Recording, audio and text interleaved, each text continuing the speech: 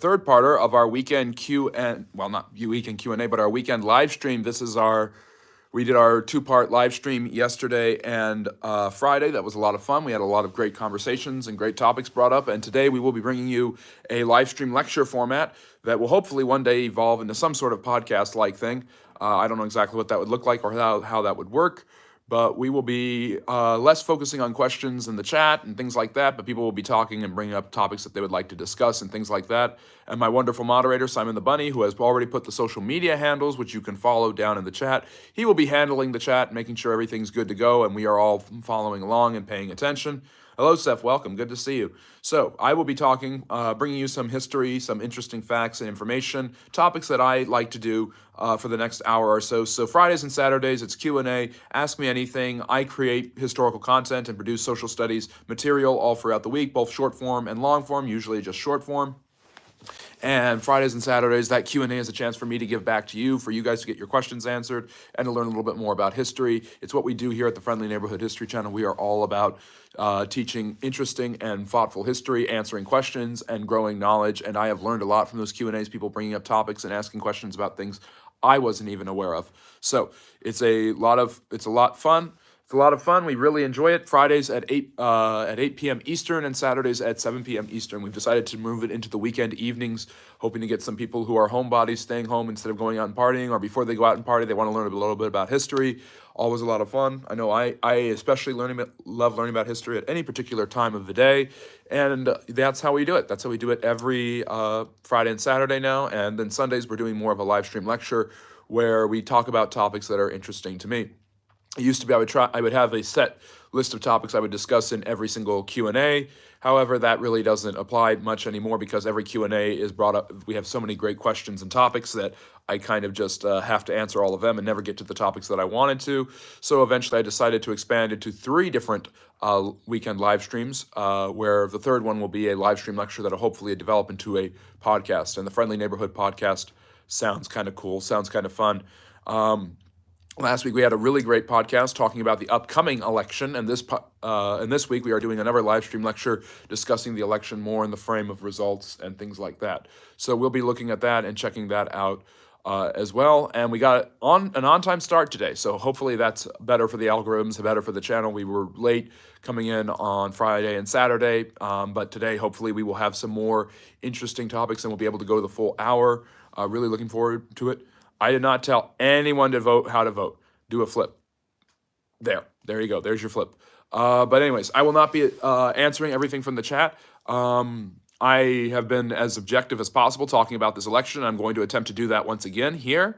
If you want to know my official thoughts on what was going to happen from as objective a perspective as possible, based on the history, based on what I know about political science and elections, then go and check out my full-length video that I did on the election prediction that premiered on Monday night and was actually pretty accurate. It underestimated Trump a little bit, but was actually a pretty accurate prediction for the U.S. presidential elections. Despite the fact that I'm a historian, I found the presidential election to be a historic one, and I am all things social sciences, social studies, geopolitics, both past and present, so I decided to discuss it on the channel. The live streams last weekend were really good talking about that. Got a lot of great questions and some interesting people coming on and asking all sorts of things. Yeah, it was a close election, but it was not totally surprising to me that Donald Trump won, becoming the second president ever to win 2 non-consecutive terms. So I don't know, Simon, if we can put the link to that full-length prediction video in the chat. I don't know if that's possible. If you can do that, if not, don't worry about it. But basically, the presidential election. I don't know if everyone saw that coming. And there's still a lot of division in the United States. It wasn't this big blowout landslide. We've seen plenty of elections where there were big blowout landslides, and people calling this a landslide are saying it prematurely. They're saying it based on how polarized American politics are, that it's amazing that Trump got as many electoral votes and as much of the popular vote as possible, because the popular vote in the United States tends to favor the Democratic side, because California and New York, 2 of the biggest states, are reliably Democratic. However, in this election, New York got closer than Florida and Texas, which voted overwhelmingly for Trump, as red states, and California was even closer than it normally is. So Trump did remarkably well, and the reason he's going to win the popular vote isn't because of him blowing her out in the swing states or even in red states where he did very well, but him doing particularly well in blue states. And if you look across the map, if you look across the political map, Trump did better in every single state compared to his results in 2020, and almost every single state compared to when he won the first time in 2016.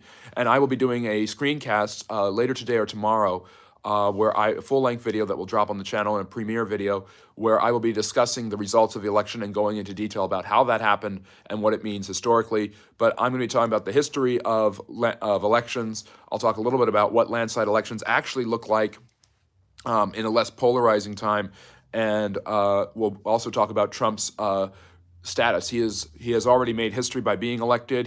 And his first decision as president, or as president-elect, is already a historic one. He has become the first president to pick a woman to be his chief of staff, Susan Wiles. Trump was also the first president to pick a woman to run his campaign in 2016. His campaign manager was Kellyanne Conway, and she was the first woman to lead a successful presidential election. I don't know if she was the first woman to ever lead a presidential campaign, but she was the first woman to lead a successful presidential campaign. So some interesting stuff going on there. Trump's helped to break some glass ceilings, believe it or not. And there's more going on that's historic as well. Trump is the second president to be elected to 2 non-consecutive terms. We'll talk about who the first one was later on in the channel, in the live stream lecture. And Trump is also the oldest president ever elected. He's slightly older than Biden was 4 years ago. So the truth of the matter is, this election tended to be a historic one, and I saw this coming in July. And I'm going to talk a little bit about the historic nature of this election and a little bit about the nature of its results. And I'm going to talk about the history of different presidential elections, like I talked about on the channel last week. I already forgot Clinton. I didn't forget Clinton. But basically, if we look back on it, and we look back in before July, before it was Trump versus Harris, it was Trump versus Biden in a rematch of 2020. Now, both men are 4 years older, and both men clearly looked and sounded and acted 4 years older than they did in 2020. Both were neither as sharp as they clearly were in 2020. Biden, in particular, seemed to be taking a harder hit. Obviously, being the president of the United States, it's the hardest job in the world. And meanwhile, with former President Trump being convicted of 34 felonies in a case that may be thrown out now, apparently, all of the law cases, legal suits, and things against former President Trump apparently will probably be dropped between now and the time he gets inaugurated, which is quite interesting. I felt that if he had lost, there might be a chance that he ends up in jail. But I felt that if he won, he wouldn't face any consequences whatsoever for any of his convictions, and that seems to be exactly what is happening. So basically, where are we with all of this? Well, Biden, that was one of the biggest hurts to the Trump campaign. Trump is not as sharp or quick or energetic as he has been in the past, but for a man who is already known for his energy, albeit sometimes a negative energy that he produces, he was still plenty energetic, plenty strategic, plenty calculating, and plenty Trumpist, if you want, basically acting like Trump always has acted, except perhaps in a little bit more of a older, meandering fashion. Meanwhile, the biggest effects seem to be on Biden himself. Biden clearly did not have it all together. He was struggling, I think, with mental acuity, and this was a big question surrounding his presidency.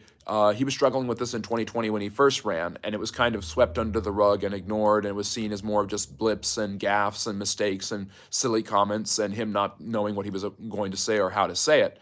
But now we've got a much bigger issue where in this past election, he clearly has shown signs of strong cognitive dissonance, cognitive decay, and no one can diagnose him officially. I'm certainly not a doctor, so I'm not going to do it. But it seemed like the right decision that he was not going to be able to continue with the process of running for president, and it was time for him to step aside. This might have been a better decision had he decided to step aside at the end of last year or earlier in the primary process, so that Vice President Harris could have had a more competitive Democratic primary where she could have gotten more media attention, more screen time with the American people, and won over the support of the Democrats without seemingly being kind of inaugurated and crowned ipso facto after replacing Biden. So the fact of the matter is they had the replacing of Biden with Harris was kind of an awkward one in the middle of July. Trump was already secure as the Republican nominee, and nobody on the Republican side seemed to really care about the felony convictions or any of the other legal issues that former President Trump was having. People seemed to care far more about pushing the issues that President Trump was talking about, be it the issues with the border or other issues that Trump was seemingly struggling with, or seemingly the American people were struggling with, be it the economy or things like that.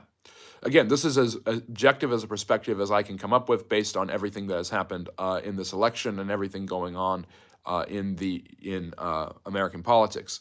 You had a very difficult economic situation that was improving, but not improving fast enough for a lot of people. You had issues with the border that were also improving, but were not improving fast enough for a lot of people. And you had an elderly president who didn't always seem to know what he was doing and wasn't always clear on what he needed to do, and wasn't making an argument, a cohesive argument, let alone for, hello, welcome, thank you for joining us.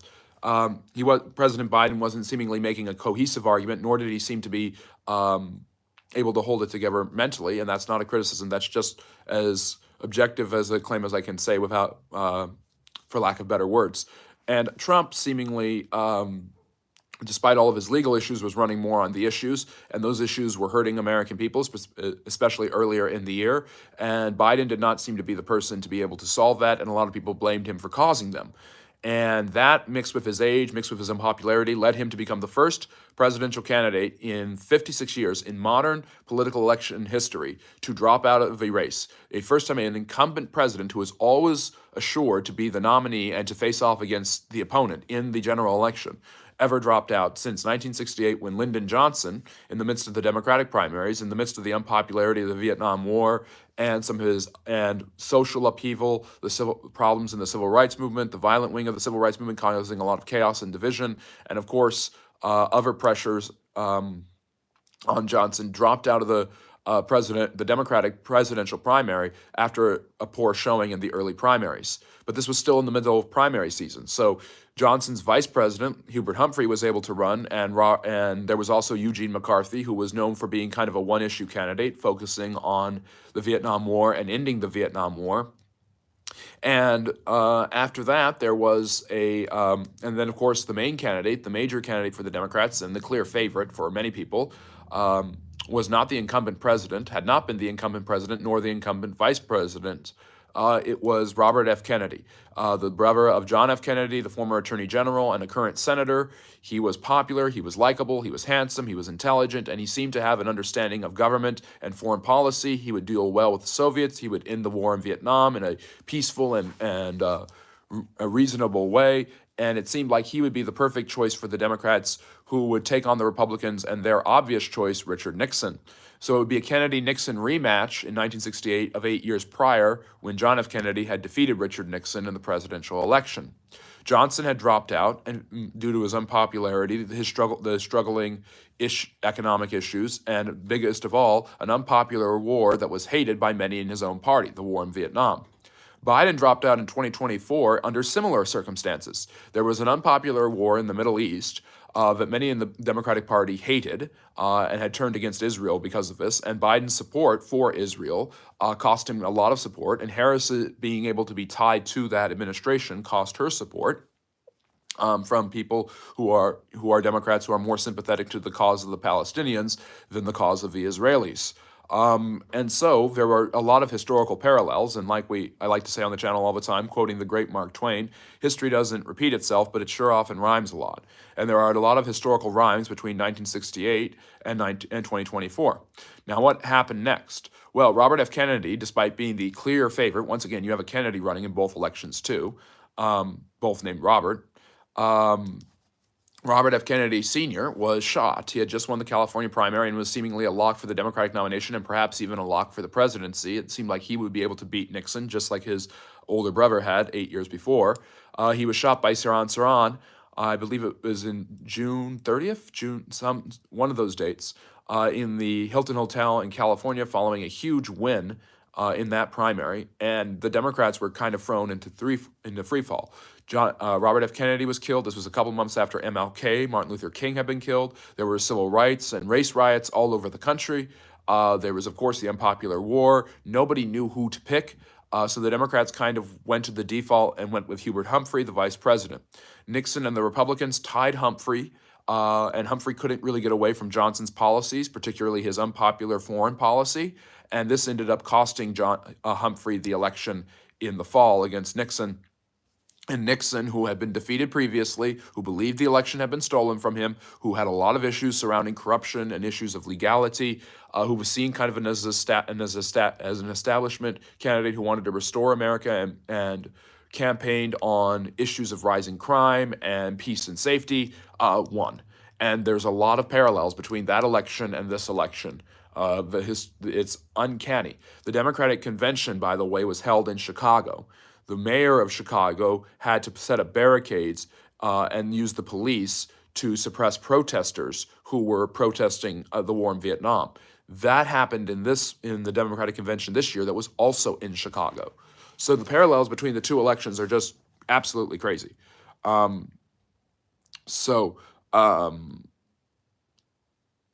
the first election was broadcast, I think it was 1960s election, Seth. And that's a question, but I don't mind answering it in the context of what we're talking about. So basically, at that point, the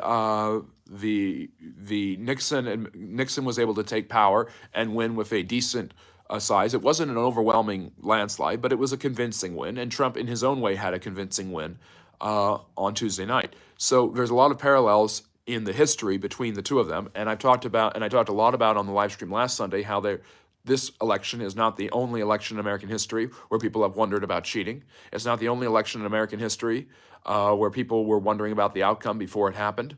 It's not the only election in history where a vice president was defeated. It's called the curse of Martin Van Buren, who ran for president and won after Andrew Jackson, but lost his re-election bid in 1840. The vice president curse, where the vice president runs and can't win. Hubert Humphrey obviously had that curse. Walter Mondale lost badly to Ronald Reagan in 1984, in the last real blowout in American history, presidential election-wise at least. So that was 40 years ago. So if you look over the entire history of the United States and looking at this election and the particular results from it and its impact, yes, a lot of people in the Trump camp especially are saying it was a blowout, a landslide. And there is some evidence that based on the political polarization and how 49% of the country feels this way and 49% of the country feels this way, and there's a little swing group in between that both candidates were fighting uproariously for, it does feel a little bit like a blowout because Trump's win was pretty clear on election night, and a lot of people thought it would be decided on Tuesday night. Yes, that's the first televised debate, Simon, but I think they televised the first election results in that year, or it might have been in a later year. By 68, they were definitely doing it. But anyways, so moving forward, so so there's been some blowouts in American presidential history, in presidential election history, but 2024 is not one of them. Based on the modern polarization and everything, relatively, because we knew that Trump was going to win on election night rather than the day after or several days after, like a lot of people anticipated, it seemed more like a convincing win than it was. And because Trump won the popular vote when he was at a disadvantage, as Republicans often are, because of California and New York, him becoming the first Republican to win the popular vote since 2004, with George W. Bush, there seemed to be a lot of people thinking that Trump was that this was a blowout, but it wasn't a blowout. It was a close election. It's only going to be about a 2% win for him in the popular vote, whereas overall it is a more or less a decent win for him in the Electoral College, but not a blowout by any means. Obama won by a much more comfortable margin in 2008 and 2012. Obama won Florida and Ohio states. Trump won by double digits this time. Obama won Iowa in both of those times. He won Virginia by more comfortable margins and Nevada by more comfortable margins. So Obama's wins in 2008 and 2012 can be seen more as a blowout than Trump's win in 2024. But the level of political polarization has gotten to such a point where flipping states that are red to blue or blue to red seem very, very difficult. And Trump got close in some circumstances with blue states, and Harris didn't get close at all with any of the red states like Texas and Florida the Democrats have been targeting because they have a lot of electoral votes. But the truth of the matter is, it might be a relative blowout, but it's not an overall blowout. So you could argue the last presidential blowout was in 2008 when Barack Obama, running on the campaign of hope and change, becoming the first African American to be elected president, known for being an excellent, articulate speaker, known for a vision and a positive growth mindset about America and its future, won convincingly, defeating John McCain, flipping several red states, winning the popular vote by about 6 to 7 points. But even that is a little bit of a blowout, but it's not a blowout compared to some of the numbers we saw. There's been a few elections in the 20th century alone that were overwhelming. But I want to go back all the way in American history and trace through them. We start off at the very beginning. At the very beginning of American history, the Electoral College was not decided by popular votes in individual states like we have this time. The Electoral College was decided by state legislators, hello, welcome, voting on their own. So state legislatures would vote and determine electors, and until 1804, the president and the runner-up would become, the president would be the one with the most electoral votes, and the runner-up would become vice president. So John Adams' vice president was Thomas Jefferson, even though they were politically diametrically opposed. The idea of the president picking his vice president is a relatively modern concept, especially before the convention. The primary season that draws out for months and now years with debates happening the year before the actual election, relatively new concept. And the use of television and the internet has made these things more and more common. But anyways, so George Washington won all of the electoral votes from all the state legislatures, picked Washington. He won unanimously both times in 1788 and 1792. Those were the first, you could call it, electoral college blowouts in American history, not based on the popular vote. Another blowout would definitely be Thomas Jefferson's reelection in 1804, when he won an overwhelming majority of the electoral votes against Charles Pinckney, one of the most well-known politicians in American history you've never heard of. Hello, welcome. Great to see somebody from England joining us, from Great Britain. There's also, but basically there's Jefferson's first election, the first two elections with Washington, where he is the only president to win every single electoral vote. That will never happen again. It almost happened in the next blowout in 1820. James Monroe, an extremely popular president, and like I was talking about on the live stream yesterday, an extremely underrated president who did a lot. I have an entire series on the presidents and what they did, so check that out. Those are short form videos for the most part, except for like the significant ones like FDR and Lincoln and Washington. But James Monroe won every single electoral vote except one. One of the electors didn't want to give Monroe a unanimous victory in his reelection campaign in 1820, so he didn't cast his vote. So because of that, Monroe did not get a unanimous amount because the elector believed George Washington deserved a unanimous amount. So Monroe is the only president to run unopposed, basically as did George Washington. So because of that, and so those are early big blowouts in American history, and we're still kind of getting this newfangled, raw system of electoral votes. In 1824, the Americans start counting the popular vote, and eventually the popular vote is used to determine electors, not the state legislatures.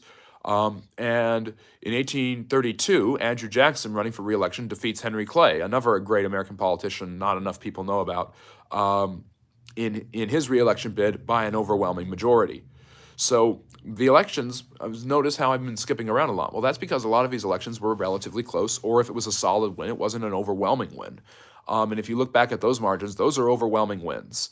And states were voting, there was a lot of voting for the candidate based on popularity. Andrew Jackson was the creator of the Democratic Party and basically started the Democrats with the theme of being the party of the common man. And he creates an era of Democratic policies advocating the expansion of democracy, the expansion of westward expansion, individual rights, personal liberty, and it's called the Age of Jackson. And America is expanding at that time, but there's a lot of, that's the pioneer myth era. That's when people are really leaning into that Americana of self-made people making it for themselves. Moving on, so Jackson wins that one, but we're not going to get another real blowout in an American political election for some time. Because guess what happens? Just like now, polarization occurs, and the polarization occurs over the issue of slavery.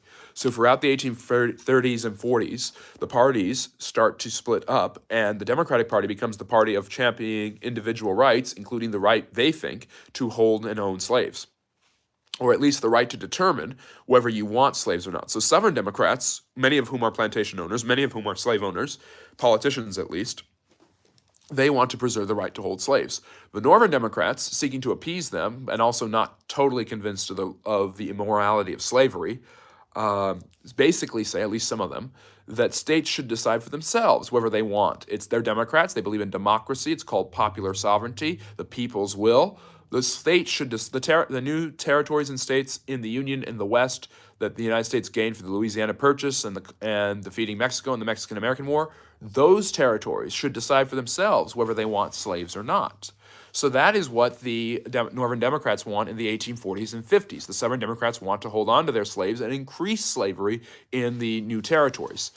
For California is obviously a huge example of this. The Compromise of 1850 allows it to become a free state, but states like Kansas and Nebraska, with the Kansas and Nebraska Act of 1854, basically little wars break out between pro-slavery and anti-slavery people living in those areas because they're trying to gain a majority and vote their territory in as a state that will either have slavery or no slavery.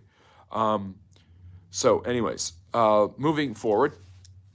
So there's not really a blowout, and 1852 gets kind of close. The popular the handsome and likable Franklin Pierce is able to basically defeat the Whig Party that is on its last legs. The Whigs will become the Republicans. And so then you get the Republicans and the Democrats starting in the 1850s. But it doesn't get till 1860 that we could see something of a blowout. But the only reason Lincoln wins convincingly in 1860 as the first Republican president is because the Democrats split. The Northern Democrats, still pushing for popular sovereignty, nominate the infamous Stephen Douglas, who wrote the Kansas-Nebraska Act. The Southern Democrats nominate the current vice president at that time, John C. Breckinridge, who will basically protect slavery. And the split between the Democrats allows Lincoln to win decisively. 4 years later, with obviously the South not being part of this because they're in the Confederacy, they're a rebel nation that the Union is starting to defeat in the war, Lincoln wins a re-election against one of his former generals, George McClellan, who turned on him and wanted to give the South basically their ability to be their own country. So Lincoln uses that opportunity. So Lincoln wins that election, basically promising to destroy the Confederacy, and thanks to Ulysses S. Grant and William Tecumseh Sherman and others, he destroys the Confederacy.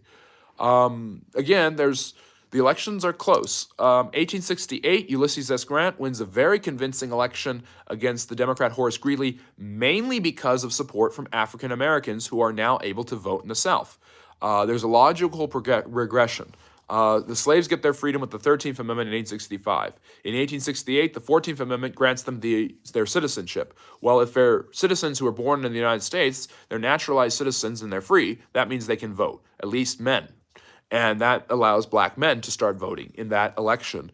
Protected by Union troops who are occupying the South at this time, they are able to vote, and they vote overwhelmingly for Grant.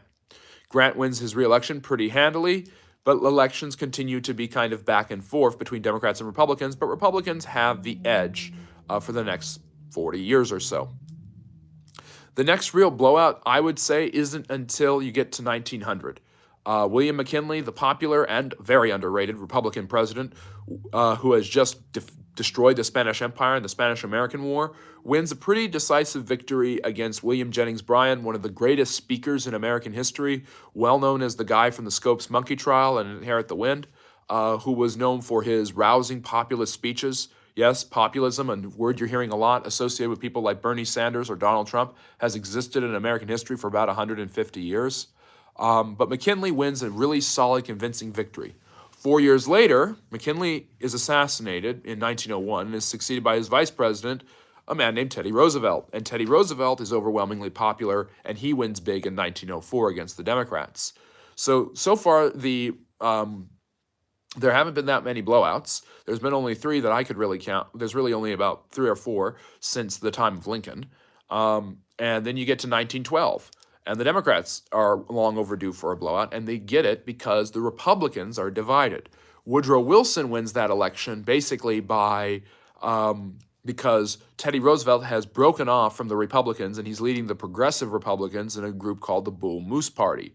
And William Howard Taft, the more conservative Republican president, who was originally Roosevelt's friend, there's a split vote amongst the Republicans. Roosevelt does better than Taft, and Wilson wins the election. But that's not really a blowout. That's kind of a honorary blowout, you could say.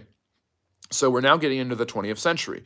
World War I happens, the United States changes, and in 1920, there is a blowout. And this actually is an interesting blowout. Warren Harding wins. Now, if you look at the Electoral College map from 1920, it's a pretty convincing win. But the real blowout is in the popular vote. Harding won over 60% of the popular vote. It is still the largest margin of popular vote victory in American history.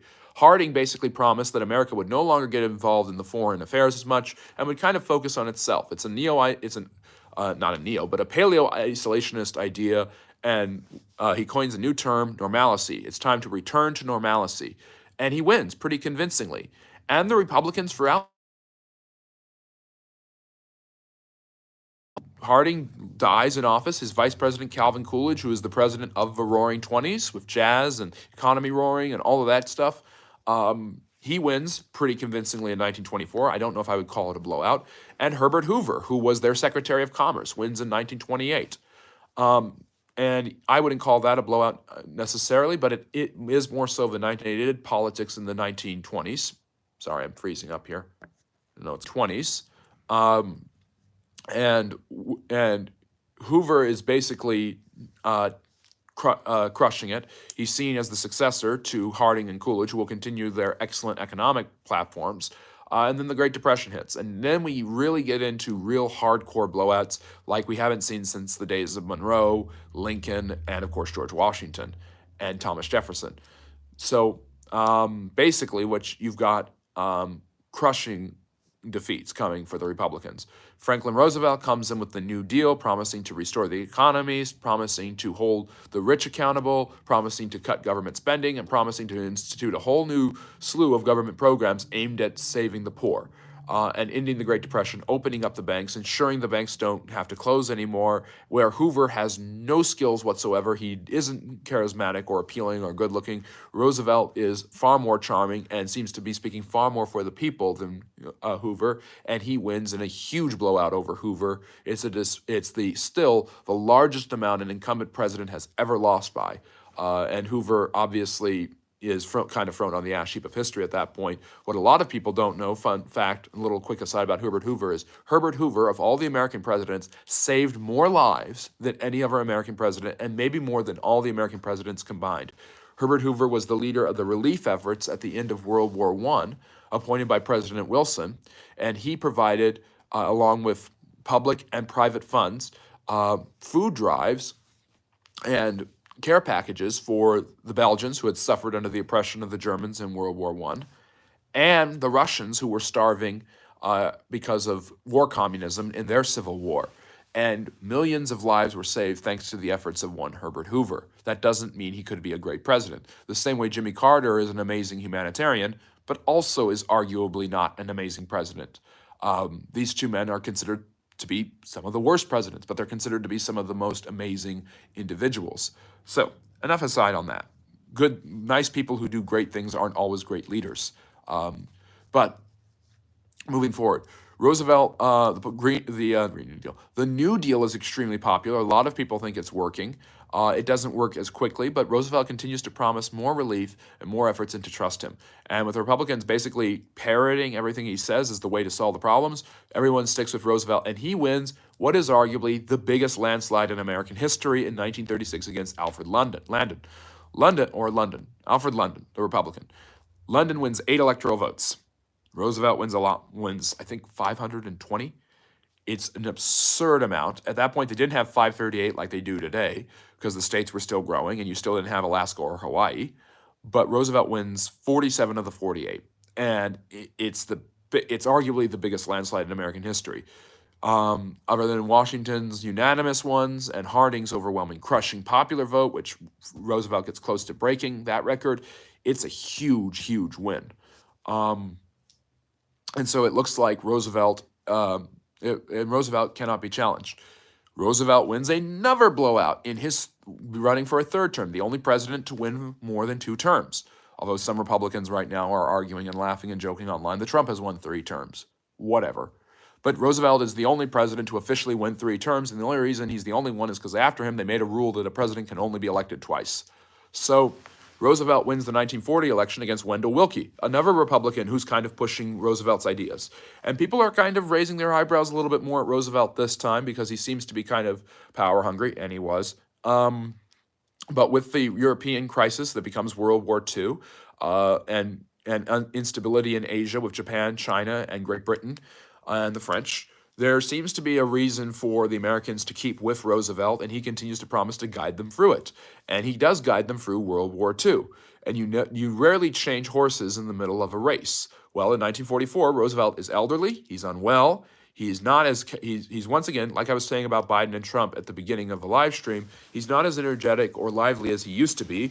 He's in his 60s, which isn't that old, but remember, Roosevelt had polio before there was a cure, so his health is always in jeopardy. Basically, Roosevelt is able to win another blowout. So Roosevelt is the only president to win blowouts in 4 elections. He's the only president to run 4 times.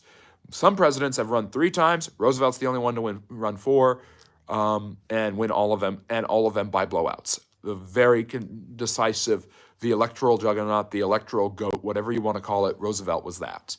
And the last election is the closest one against New York Governor Thomas Dewey. Dewey gets 99 electoral votes. Doesn't even crack triple digits, and Roosevelt still wins overwhelmingly. I believe Roosevelt even wins New York, which is Dewey's home state. But he's also Roosevelt's home state. They've both been the governor of New York. So moving forward, Roosevelt dies shortly after that. He's succeeded by Harry Truman, and I think I can just run down the list of elections from here on out without naming blowouts, without just jumping to blowouts. But those are real blowouts. Those are overwhelming majorities, overwhelming numbers. Truman takes over. Everyone thinks he's going to lose in 1948. The Chicago Daily Tribune obviously runs the most famous headline of all time. Dewey defeats Truman. Truman wins. He holds that up in a picture. He actually defeats Dewey in a pretty convincing fashion, but not a blowout. The Democrats really fall out of popularity because of the ongoing struggles in the Korean War. And in 1952, the American people vie for a general to lead them. The last general the Americans ever elect as their president, Dwight Eisenhower, the mastermind of the Normandy invasion, the first Joint Chiefs of Staffs, the first UN general, the head of all the Allied troops in World War II. Everyone liked Ike in 1952. He wins very convincingly against Adlai Stevenson, and in their rematch in 1956, he blows him out. So 1956 would be the next presidential blowout. And now we're getting really close to all 50 states. The electoral numbers are getting bigger, the electoral college is getting bigger, and obviously the popular vote is getting bigger, and Ike wins pretty well because a lot of people like Ike again. And of course, with Eisenhower in 1959, Alaska and Hawaii become the 49th and 50th states respectively, and you've got all 50 filled in. I already talked about 1960, how close that was. The next blowout is in 1964. So Kennedy is assassinated in 1963, and he's succeeded by his vice president, Lyndon Johnson. Johnson is pursuing the war in Vietnam. He also passes civil rights legislation. He's working for what he calls the Great Society. He will eventually pass welfare reform, introduce food stamps, Social Security, that was Franklin Roosevelt, Medicare and Medicaid so that the poor and the elderly can have medical insurance on a reliable basis. He's popular. He's not very likable. He's not a great speech maker, but his heart seemingly is in the right place for a lot of Americans. And obviously passing the civil rights legislation when only the South really objects makes him really popular throughout the nation and ensures an overwhelming percentage of black votes for Democrats from there until now. Although that is kind of changing a little bit, but it's a slow but steady change. We'll see what happens in the next elections. However, Johnson is not the winner of the blowout because he's done all of this great stuff, albeit that he has, and that doesn't hurt him. It's because of his opponent, maybe the worst modern presidential candidate in American history and when I say modern, I mean since we've had all 50 states voting. And by the way, 1964 is the first election in which the District of Columbia gets 3 electoral votes. Because the District of Columbia is not a state, it has a senator and it doesn't have a senator or 2 House members, but it is represented as though it does in the Electoral College. So Washington, D.C. gets 3 electoral votes. So anyways, point being, Barry Goldwater is the Republican nominee, more of a libertarian now in hindsight than he was back then. Goldwater does two things that really hurt him. The first thing he does is oppose the civil rights legislation, not because he was a racist, but because he believed that it was a violation of the Constitution. This technicality really hurts him. Meanwhile, he also loses a lot of support because when asked if he would use a nuclear weapon to defeat the Soviets in the Cold War, when they have nuclear weapons pointed at Washington, D.C., right after the Cuban Missile Crisis, when we got as close as possible to nuclear annihilation, not just for the United States and the Soviet Union, but the whole world, Goldwater says he would not hesitate to use a nuclear weapon on the Soviets, thus causing a nuclear war. Johnson and the Democrats successfully paint him as a war hawk, and Goldwater loses overwhelmingly, only winning those sovereign states that had been antagonized by Johnson passing the civil rights law. So, 1968, Nixon wins decently, but not convincingly, let alone a blowout. Johnson won his blowout in 64. The next blowout is maybe the biggest one ever, another arguable GOAT election victory. This one's for Nixon, believe it or not, in 1972. At the same time Nixon was committing the Watergate atrocities, he was also winning an overwhelming re-election. Nixon had done a good job at beginning the process of ending the Vietnam War. Despite a lot of people criticizing him, he had proven to be more moderate. He had introduced affirmative action. He had expanded Social Security. He had put in price controls. He had not been overwhelmingly hawkishly conservative. He also had created the Environmental Protection Agency. So Nixon was doing a lot that both sides could like and appreciate. And Nixon, who had to get rid of the price controls because they weren't working, was seen as likable because, at least in that sense, he wasn't, extremely charismatic, nor was he good looking, nor were people really thrilled by him. And a lot of people had rumored corruption, paranoia, and hatred. He had an enemies list, but he's able to, once again, his opponent, he paints him as a radical, just as LBJ did to Goldwater. He paints George McGovern, the Democratic senator from South Dakota, when South Dakota was a blue state, believe it or not. Now it's a solidly red state. He's able to paint George McGovern as a radical liberal. And McGovern was pretty liberal for his time. Probably more conservative than Kamala Harris, but liberal for his time. Probably about as liberal as Barack Obama was when he ran for the first time in 2008. So regardless of that, Nixon is able to paint McGovern that way. The country seems to be doing a little bit better. There's not the chaos and upheaval and social calamities of 1968. The 60s seem to have kind of passed with the rebellious era coming to a slow but steady end. And Nixon has represented the silent majority, the older generation mainly, and he wins an overwhelming amount. The largest popular vote in the history of having all 50 states, and a sweeping electoral college win where McGovern is only able to win the District of Columbia, which has never voted for a Republican, and his home state of Massachusetts. Nixon is disgraced, so Nixon wins a huge victory. And yeah, the law and order candidate. Thank you, Global. Nixon continuing that law and order mantra from 1968 allowed him to win again in 1972. And the Watergate scandal breaks shortly after that. He's forced his vice president, Spiro Agnew, whose birthday was just yesterday. I cover daily biographies and birthdays on the channel. Is forced to resign because of bribery and tax evasion.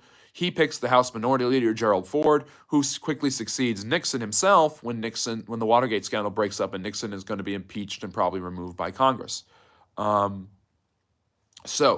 Gerald Ford comes into the picture, and Gerald Ford is likable and dynamic in some of his ways. He seems like an honest man, but he's tied very close to Nixon, and when he pardons Nixon, the public does not forgive him.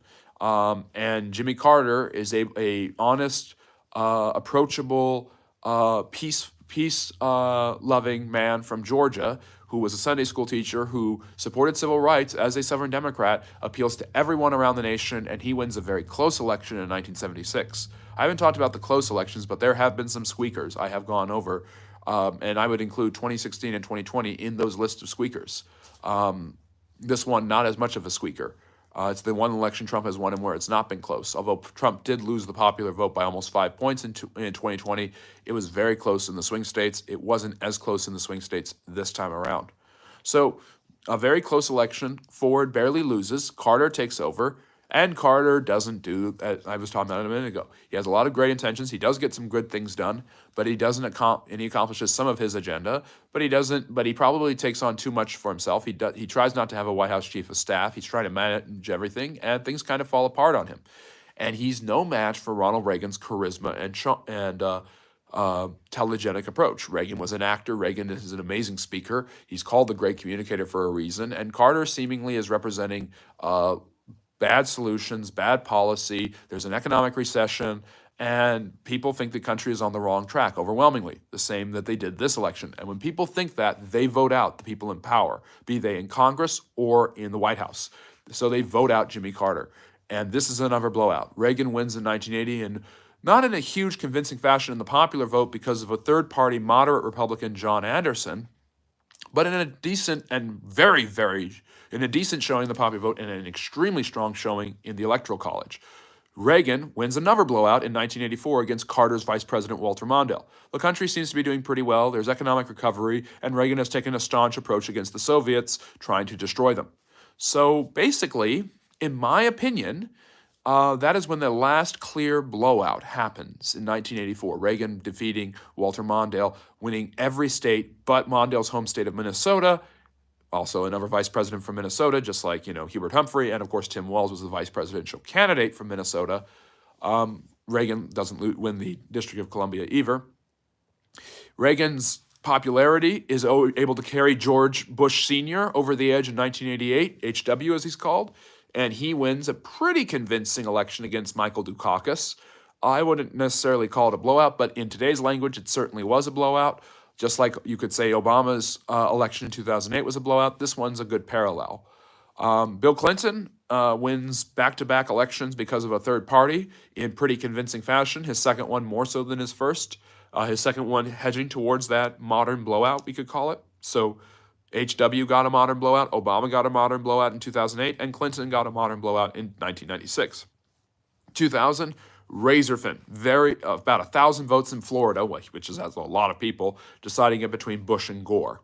2004, pretty close, but Bush wins a little bit more convincingly against John Kerry. Obama does not win nearly as well in 2012, but he does beat Romney, again, convincingly is the word. And Trump won a close one in 2016. Biden won a close one in the Electoral College, not the popular vote, in 2020.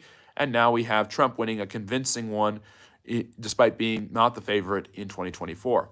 So that's a basic, quick overview of the history of U.S. electoral blowouts and why this one is not a blowout like 1984 and 1980. By the way, Reagan and FDR remain the only presidents to win every single one of their elections by a blowout, unless you want to count one-term victories like LBJ and Teddy Roosevelt, but LBJ had to drop out, like I talked about earlier, in 1968, and Roosevelt lost in 1912 against Wilson and Taft. So at the end of the day, Reagan and FDR are the only American presidents to win multiple elections in blowouts other than George Washington.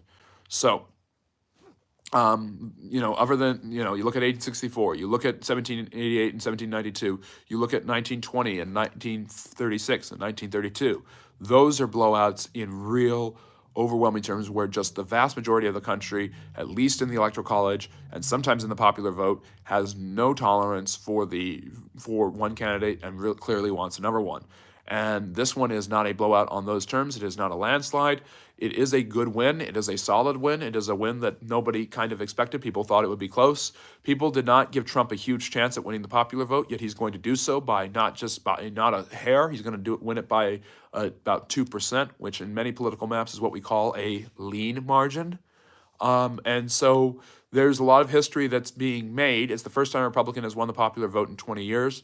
Some would argue that Trump won the popular vote in 2020, but the election was stolen from him. I don't believe that. I'm not making that historical claim at all because there's not historical evidence for it, even though it's very recent contemporary history. So where are we now when we look at the history of this election? Well, I've given a short rundown of the election. Harris replaces Biden in July. And runs a very strong campaign. She garners a lot of support from people who were very pessimistic about Joe Biden and were seemingly thinking Trump was a sure thing. And a lot of people seem to think, and I think this is probably true, that she was selected not because the Democrats thought she could win overwhelmingly. She, before this, had some of the worst approval ratings in vice presidential history. There were articles saying that that Biden might want to drop her. She was not considered popular or likable. She did not do well in the Democratic primary in 2020, where she took on, among others, her future boss, Joe Biden. However, there was an ability to revitalize her, and the attempts to revitalize her character proved pretty successful for the most part. The Republicans didn't buy it. A lot of independents bought it to some extent, but not enough. I think the general outline is Trump won the independent vote by a few points, which is usually an indicator of him winning overall. But she was able to revitalize her political career and her fortunes and make herself a household name in America, where before a lot of people had basically not liked her unless you were a Democrat who really liked her or a Republican who absolutely hated her. And I've heard all three of these opinions about her for the last 4 years. So she took over, kind of revitalized her image, got a lot of celebrity support, ran on a campaign of joy, of being energetic. She picks Tim Walz, the likable governor of Minnesota, again, historic in the sense of a Minnesota vice president getting a vice presidential candidate, getting a huge position. And she runs on this sense of joy of saying that Trump is weird, and she runs strongly on women's rights, abortion, reproductive rights, and the like, and is able to gain a lot of support with women. They kind of antagonize the point about Trump and his vice presidential pick, J.D. Vance, who will be the first Marine to become vice president, by the way. They kind of antagonize the point that J.D. Vance and Trump are weird, that they're going to repress women, and that we might be living in the Handmaid's Tale in a few years. Obviously, these are kind of extreme ways to do it, but this isn't any different than Trump talking about Haitian immigrants eating pets in Springfield, Ohio, which was never proven, and he owes the people of that area an apology, and he will not give one. But so a lot of people have. So throughout the campaign, the Harris campaign, despite running on this strategy of joy and trying to take away, there seemed to be two issues that really dogged her. And this is me giving an objective perspective as much as I possibly can. I'm trying not to be biased here. On the one end, what hurt her was her inability to distance herself from Biden. Trump did very well at pointing at basically changing and saying, instead of Biden, Biden, Biden, Harris, Harris, Harris. The vice president is not directly responsible for the things the president does. And as a historian, it's insulting to me to see presidential candidates talk about that stuff. At the same time, Biden himself and Harris, for years, kind of tag teamed and talked about how she was there, she was involved in all of this. And some Republicans said that Biden, who the rumor is, although this isn't officially proven, is not a fan of hers, was trying to sabotage her by tying her to his own struggles. That's all political theater. I have no idea if that's true or not. What I'm saying is that Trump did a successful job, although not always an honest one, of tying Harris to Biden and his agenda that was unpopular with a lot of Americans, despite the fact that her favorability skyrocketed and her image skyrocketed as a more positive one as time went on. And the polls back all of this up. As Biden's disapproval remained in the high 50s, as opposed to approval in the early 40s, her disapproval went from the high 30s to the high 40s, and her disapproval went down from the 50s into the 40s. So despite Trump's being seen as negative, as he always has been, he actually was more popular this time than in the past, gained more support than ever, and despite the Democrats saying he couldn't top 48%, he's going to get about 50% of the popular vote. That means a little more than half the country that voted for Trump. Not Harris, not third parties, not write-in candidates. So anyways, Harris runs this campaign of joy that appeals to a lot of people. She is trying to galvanize groups that have been turning away from the Democrats. Young people are antagonized by Joe Biden. They kind of come back to her, but Trump does make some inroads with younger generations. Meanwhile, issues regarding abortion alienate a lot of white educated professionals, especially women, who turn on the Republicans, even though they're more well-known for voting Republican. Even senior citizens seemingly are turning on the Republicans more and more.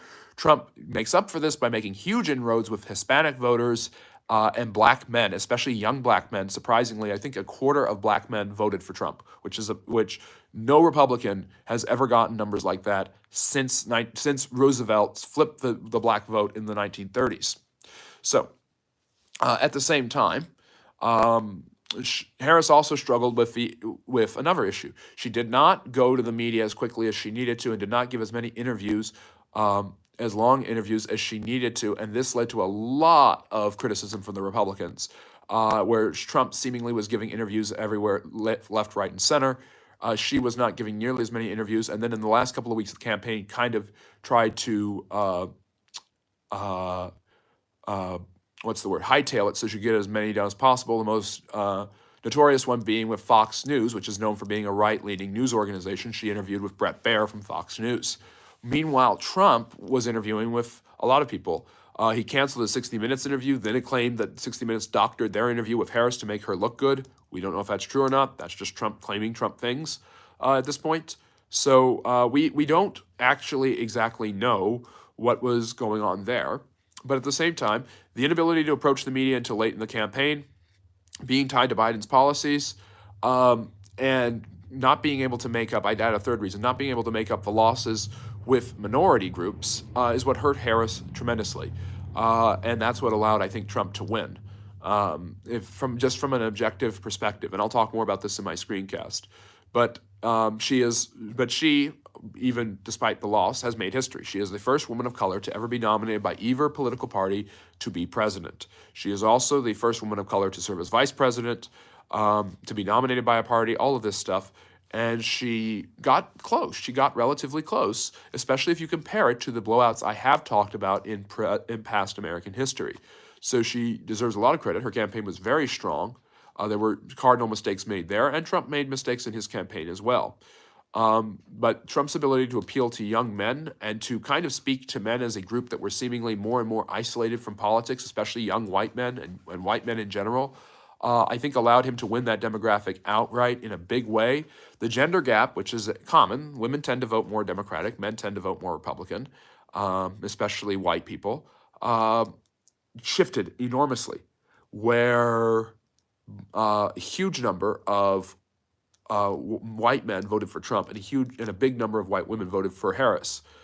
So the gender gap was showed the growing political divisions and polarization, which makes, again, and I pointed it out when talking about earlier elections, polarization makes elections closer, makes people more set in their ways, and makes it harder for outright dominance by one political party or the other. It's true that Trump is winning the Senate and the House for the Republicans and carrying candidates over in swing districts and House districts throughout the nation, as well as in the Senate. But it's probably because of him winning in with big margins in different states. But also it's the polarization. The Republican majority in both chambers will not be huge. They will probably lose the House in 2 years, and who knows about the Senate.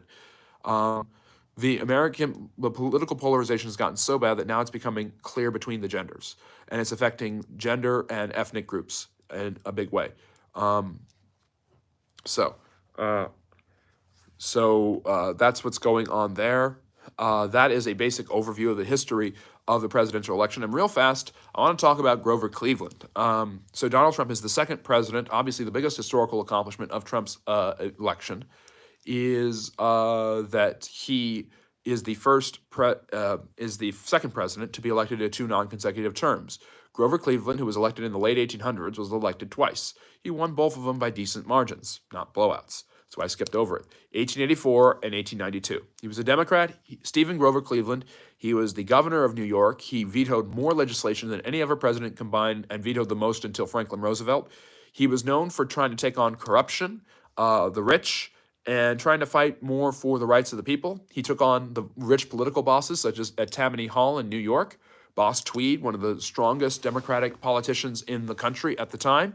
Cleveland took him on head on and tried to upend his support in New York, and he was able to do it. So he was known as a muckraker. He was known as an honest and decent man who didn't believe the government really had a role in American life. And his inability to get pension reform for Civil War veterans cost him the 1888 election. He won the popular vote all 3 times, but he lost the Electoral College in 1888 to Benjamin Harrison, who was a Civil War veteran and the grandson of President William Henry Harrison, the only grandfather to ever serve as president. We've had 2 father sons, John Adams and John Quincy Adams, and the Bushes, but the only grandfather. And Benjamin Harrison didn't have passed a bad tariff legislation. Tariffs were a thing then, too. That didn't really work well, and the economy was already struggling, and the populist movement was gaining steam, and Harrison didn't know what to do about the silver or the gold standard being the standard for the currency at the time. And so Cleveland was able to come back and win pretty convincingly in 1892. Cleveland is also the first and only president to get married in the White House. He was elected in his 40s, and he was dating a woman in her early 20s in college named Frances Folsom. And when she finished college, he got married in the White House. They left the White House and came back with their daughter, Baby Ruth, who inspired a candy maker to create that candy bar. And his second term was far more difficult because he struggled, with a really bad economy, and the economic panic of 1893 hurt big time, and Cleveland kind of left office really in a pickle. His first term being far more dynamic and strong and interesting in many ways than his second term.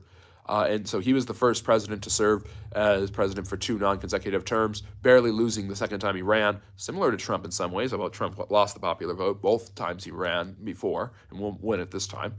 But yeah.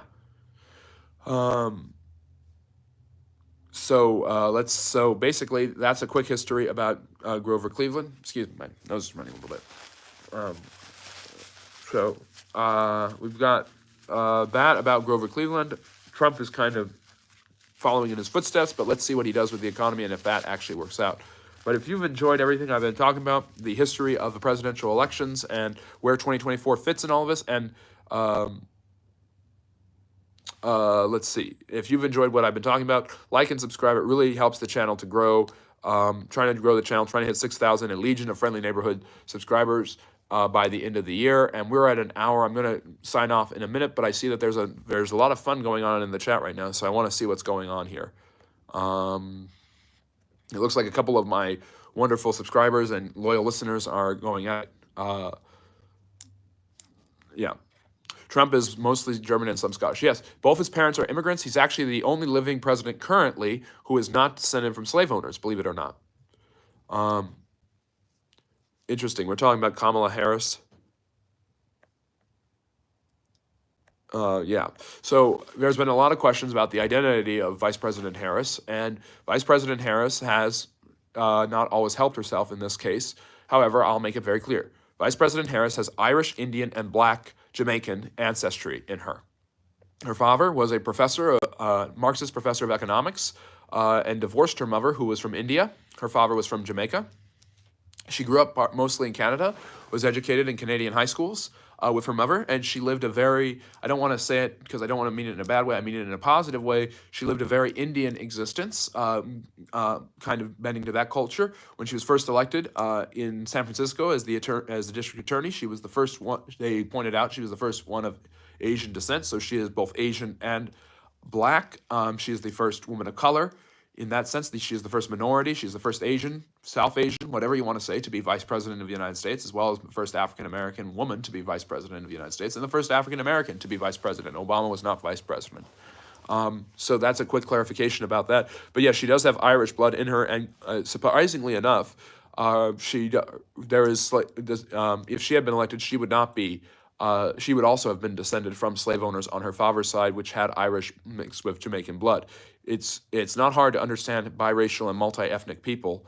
We just have to be open to that. So I'm settling the debate in the chat. Harris is both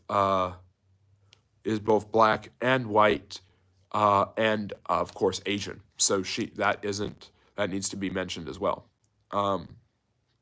Yes, and Simon is definitely our local friendly neighborhood angel. If you want to be a friendly neighborhood historian, it's as friendly neighborhood historian. It's as easy as liking and subscribing.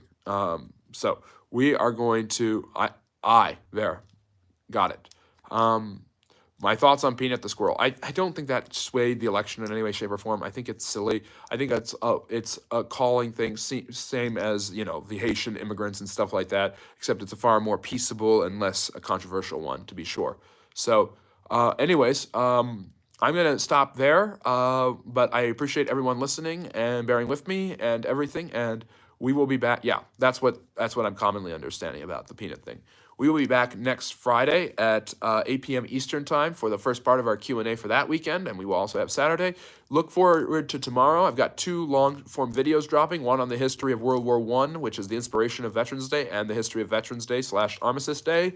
And, of course, I also have my screencast where I will talk about the election results, my last This Week in Politics video, which I've been doing ever since July, at least for now, Take care, guys, and thank you so much. And thank you, Simon, for moderating. You do a wonderful job, and nobody pays you enough. And when we get monetized, we'll take care of that for you.